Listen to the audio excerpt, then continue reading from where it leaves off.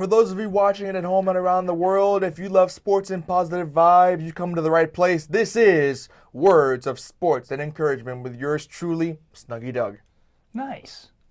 Like, I love that intro. And this is the Life Together with Brody podcast. Obviously, I'm here with Doug, and we're going to do round 2 of Words of Sports and Encouragement with Snuggy Doug. So first, Doug, I wanted to check in with you for a little bit, man. Like, how's your world?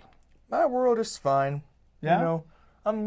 It's going good. I know you're working at the YMCA, Yeah. right? Yeah. And you work in the sports kind of Yeah, space. the sports field, yeah. Yeah, what is it that you do?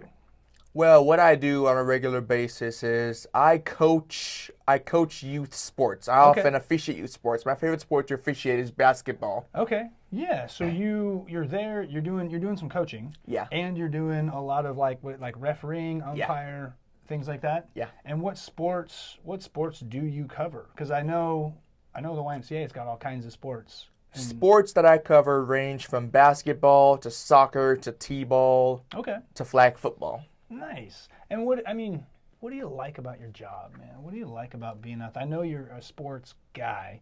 What's it like being in this kind of space where you get to like actually work with some youth and all that kind of stuff? Well, one thing I can tell you is that kids say the darndest things. They make me laugh. Okay. They give me a reason to want to keep coming to work. Okay. Like, I like leaving an impact on the kids, and I like making them say that they had fun. Yeah. Well, I think, and then what is the age range of kids that you kind of coach or The youngest we coach is 3 years old. Oh, that's really tiny. What is it? And up to what? Up to 13. 13. Okay.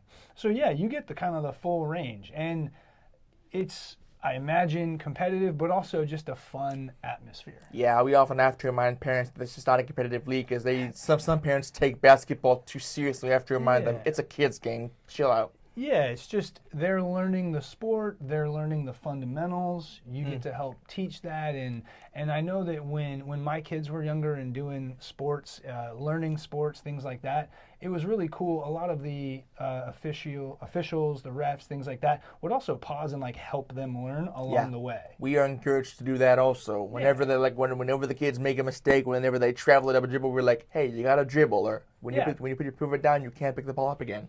Yeah, so that's pretty awesome. And and you've been doing this for a while. About 2.5 years now, yeah.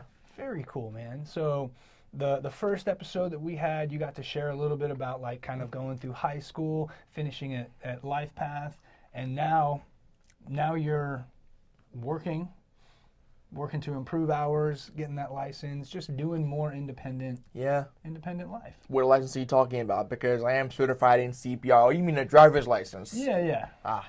So yeah, you got the first aid, CPR. Obviously, you need that for stuff. But yeah, I mean, like working on that driver's license and just continuing to grow. That's one thing that I've always really admired. You've kept a pace and you just keep making progress, man. I love it. So yeah. Any other thoughts before we get into our story for the day? I have one thought. Go for it, man. Well, my thought is that despite what you are going through, if you work hard, you can move mountains. You can do anything you set your mind to. Okay. Remember that. So there's the first little wisdom drop. All right. Now we're gonna talk about we got another athlete that we're gonna talk about, and like actually this is probably a good like segue moving into that.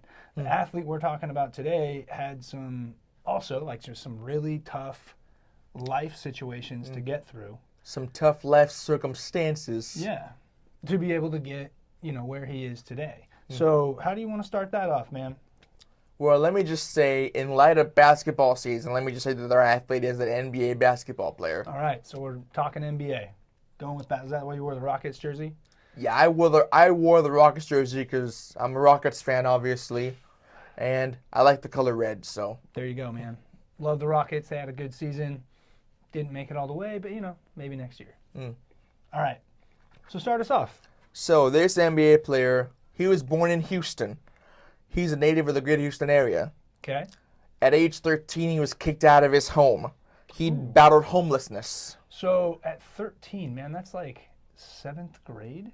Yeah, very young. Did when you were looking this up and doing some research, did they explain like why, what was going on? Just a really difficult household? No, they didn't explain that. Okay, so we didn't look into that. Nope. Okay, but he had a hard. He had a hard early life. Yeah. Okay. In his support system, he took refuge for a family that provided him stability. Okay. And he was able to pursue his career academically. Okay. He attended Tomball High School, which his jersey number is retired there in their gymnasium. All right. So this is a Tomball High School alum, Houston native. Clearly had a difficult middle and high school life.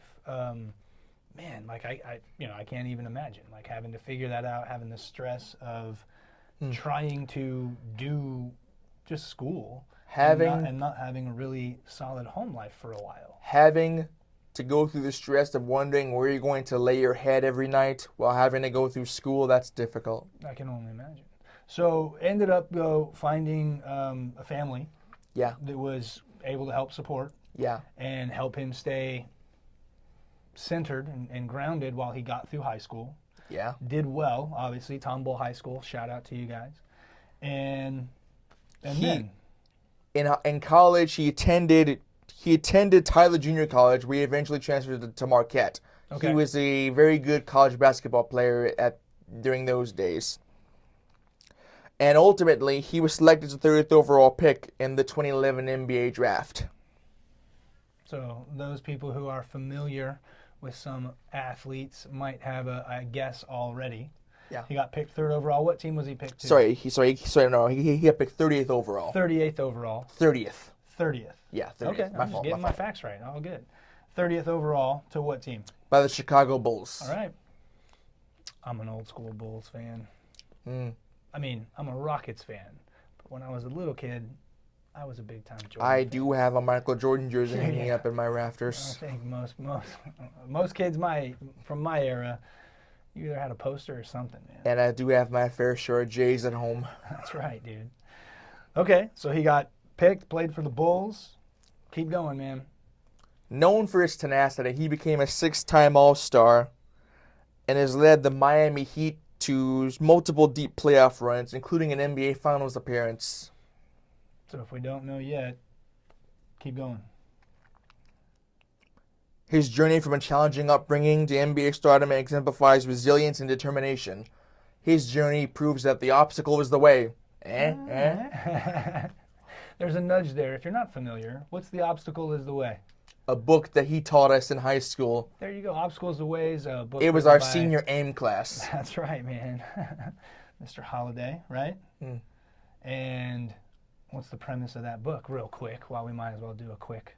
The premise of that book is the obstacle is what often makes you the better person. It often pushes you to succeed.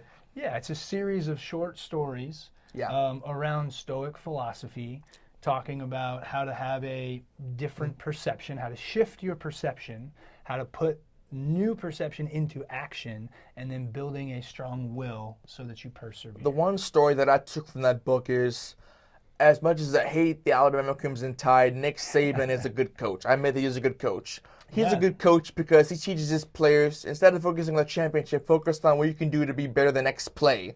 That's right. Focus on how you can be better the next practice. Don't focus on the ultimate goal. Focus on how you can be better in the moment, here and now.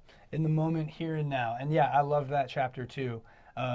It's always focusing on the here and now. And if you do that, if you focus on what we're doing now, so in practice, it's what drill are we doing?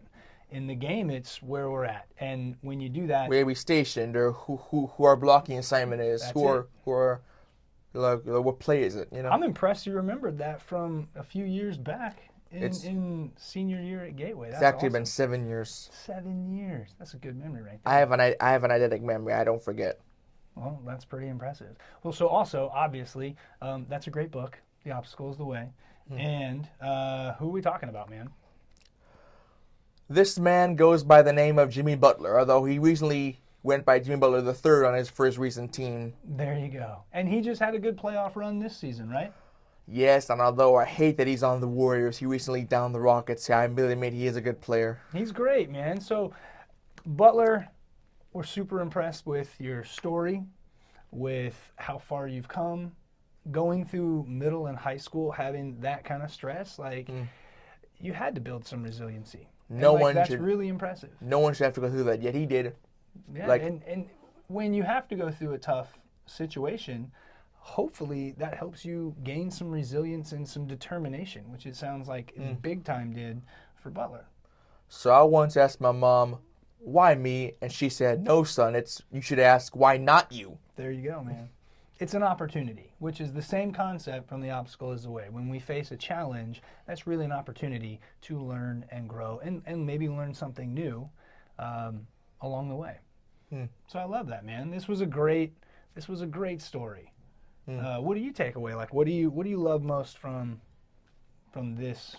From this story, I take that it doesn't matter what hardships you face, you can overcome it. Yeah. If you work hard and always do your best, you can overcome anything that life throws at you. I like that, and I like the idea that if you also reach out and ask, you're probably going to find some people who are willing to help. And there's lots of stories out there of people, athletes in general, who they're struggling. And then some other just really good people show up and help them out. And we need help. We need help as we go through life. I would say it's impossible to do life by yourself. It's important to have quality people in your corner, helping you along the way. Speaking of help, this May is Mental Health Awareness Month. So for all those struggling with mental health, I want you to know that you matter, you are heard, you are loved, and you are worthy of love. Absolutely. Absolutely, man. I think that's a great way to just close out, dude. I couldn't have said it better. So, thank you, Doug, for being on again, man. Thanks for having me. I love these, dude. It's absolutely great. Thanks for doing some life together. Thanks for having me.